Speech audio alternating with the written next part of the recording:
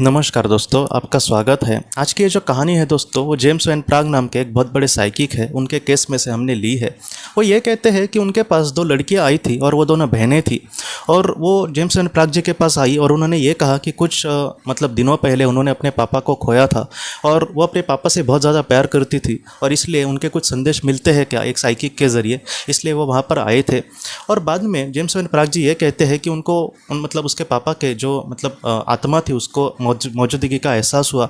और उसके बाद वो ये कहते हैं कि उसके पिताजी ने उन बच्चियों को कुछ इस तरीके से संदेश कहे कि बेटा सच में मुझे सबसे पहले तो माफ़ कर देना, मैंने तुमको अच्छे से समय अपना नहीं दे पाया। मैं हमेशा अपने काम में ही बिज़ी होता था और हमेशा यही सोचता था कि मेरा कारोबार अच्छे से चले, उसके बाद मैं तुम्हें अच्छे से समय दूंगा, हम बहुत सारी चीज़ें, हम पिकनिक जाएंगे, मैं तुम्हें बहुत कुछ तुम्हारे लिए करने वाला था।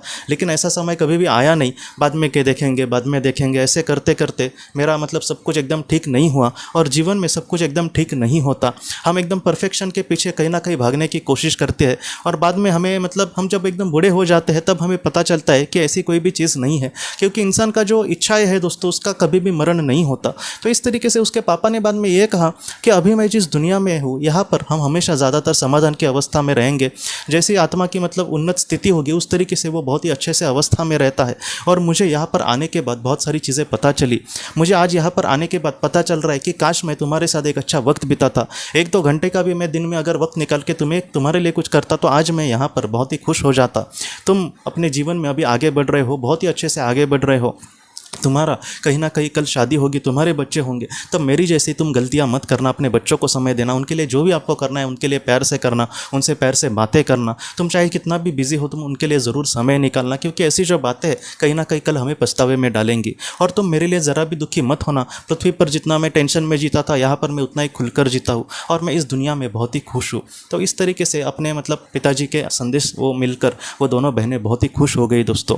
ये जो संदेश है दोस्तों, मैं सच बोलूँ तो हम सबके लिए भी है। हम अपने जीवन में बस बच्चों की बात नहीं है, हम कभी कभी अपने परिवार के साथ अच्छे से बात नहीं करते, हम एकदम बिजी हो जाते हैं। संडे को भी हम कुछ दूसरा ही कुछ हमें काम होता है, उसमें भी हम कभी कभी घर से बाहर होते हैं। थोड़ी सी अपने परिवार के लोगों के साथ जो हमसे सच्चा प्यार करते हैं थोड़ा सा बातचीत करो, उनके लिए थोड़ी सी कुछ मतलब बातें, उनके लिए कुछ खाना लाना, कुछ उनके पसंदीदा कुछ चीज़ें लाना जिससे उनको खुशियाँ मिले। तो ऐसी चीज़ों से जो आपसी प्यार है वो दोस्तों बढ़ता है। और अगर आज हम उनको समय नहीं दे रहे और हमको भी यही लग रहा है कि कल मैं अच्छे से बात करूँगा और ऐसे समय में अगर वो समय चला गया तो क्या होगा दोस्तों, हमको ही पछतावा होगा। इसलिए जितना हो सके आज जितना हम उनके लिए कर पाएंगे, थोड़ा सा समय दोस्तों, कुछ और चीज़ हम नहीं दे सकते तो थोड़ा सा समय देकर प्यार से बात करना, इतना तो हम उनके लिए ज़रूर कर सकते हैं, हमारे अपनों के लिए। तो इतना आप ज़रूर करना दोस्तों, क्योंकि आज हम नहीं करेंगे तो कल पछतावा होगा। इसलिए जितना हो सके आज जितना भी हमें पॉसिबल हो रहा है उतना हम हमारे अपनों